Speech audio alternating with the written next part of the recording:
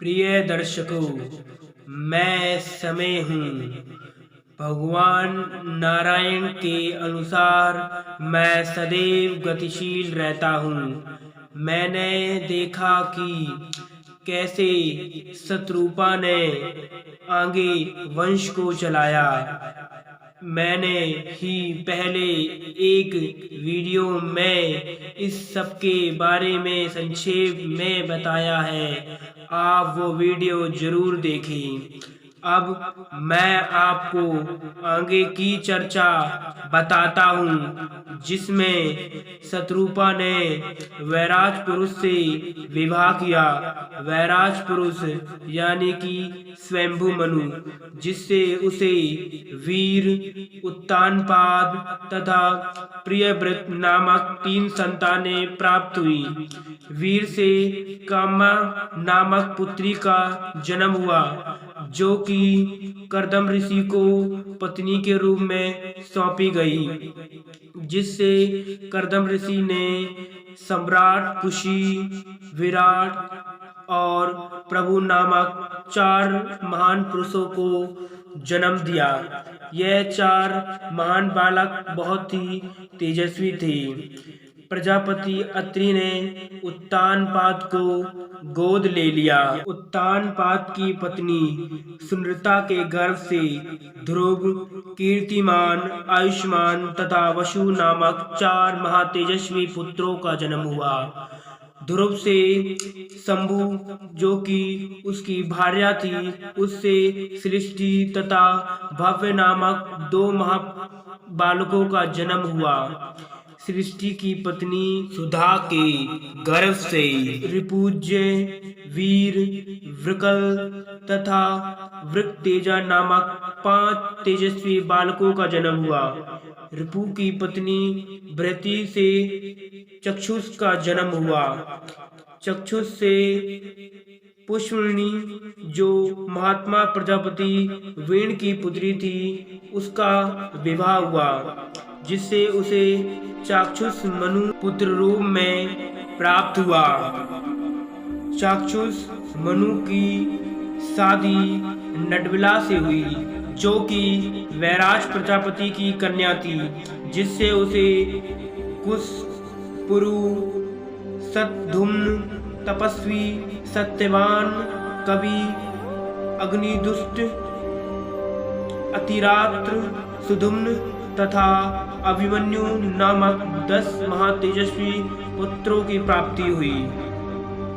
पुरु से अग्रही का विवाह हुआ, जिससे उसे अड्ग, सुमना, स्वाति, कृतु तथा अंडरा और मैं जैसे 6 महातेजस्वी पुत्र व पुत्रियों की प्राप्ति हुई।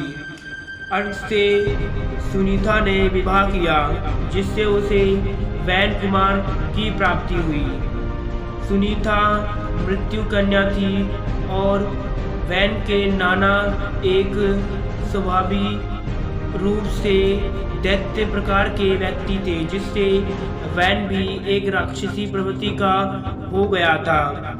उसने धरती पर सभी ऋषियों, महर्षियों व अपनी प्रजा को यज्ञ करने से रोक दिया और यह घोषणा कर दी कि वह ही संपूर्ण भूलोक में पूजनीय, आदरणीय तथा सम्मानीय व्यक्ति है।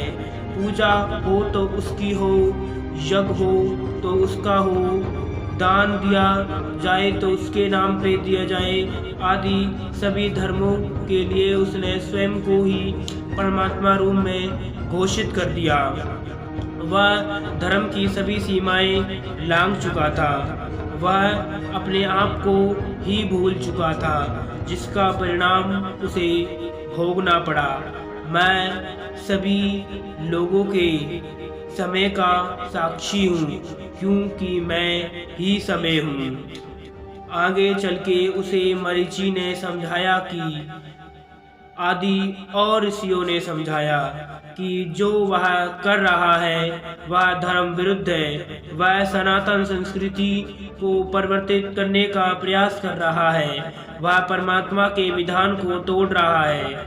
वह भगवान नारायण की पूजा करने के विधान व उनकी पूजा करने में बाधक बन रहा है, पर वह किसी की बात नहीं मानता तथा स्वयं को बड़ा ही शक्तिशाली समझता था, जिसके कारण उसे ऋषियों ने दंड देने का दृढ़ निश्चय किया।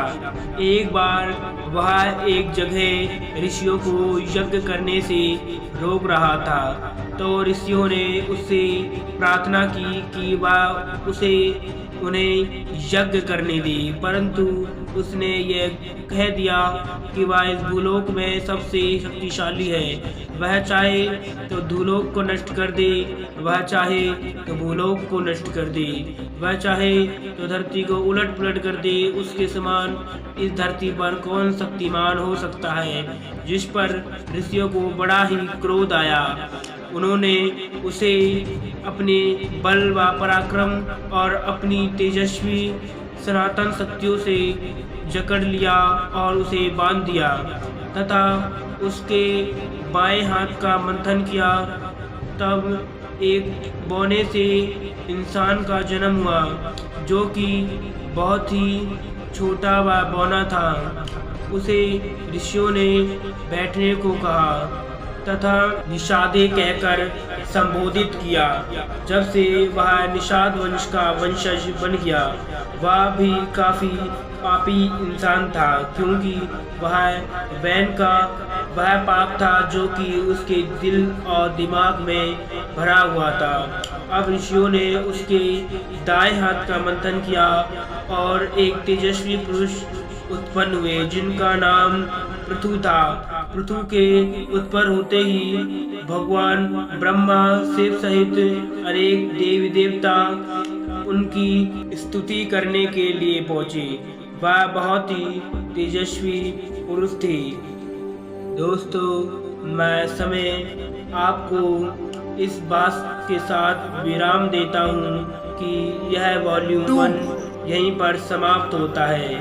अगले वीडियो के लिए कृपया प्रतीक्षा करें, और यदि यह वीडियो आपको अच्छा लगा हो और ज्ञानप्रद लगा हो तो अपने मित्रों, भाई बहनों, माता पिता, पड़ोसियों आदि सभी आदरणीय लोगों के साथ शेयर करें, कमेंट करें और मुझे बताएं कि मेरी कमियां का क्या है। दोस्तों, मैं समय सबकी कमियों को जानता हूँ। कौन क्या करेगा मैं यह भी जानता हूँ, पर सृष्टि में क्या होने वाला है मैं इसको बता नहीं सकता, क्योंकि यह भगवान के नियमों के विरुद्ध होगा।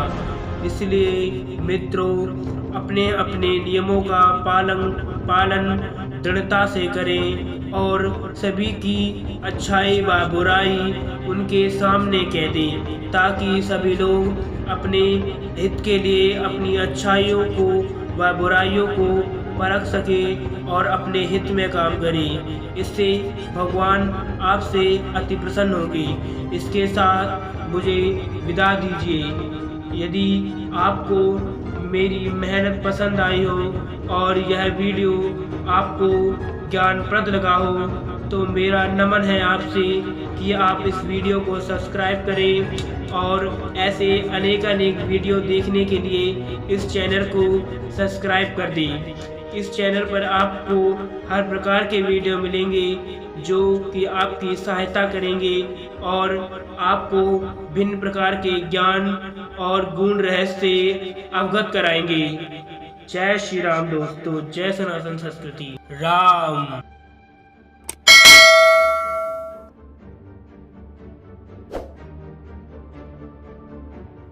और एक वन चला, यहाँ मिलेगा आपको हर प्रकार के वीडियो, तो प्लीज सब्सक्राइब।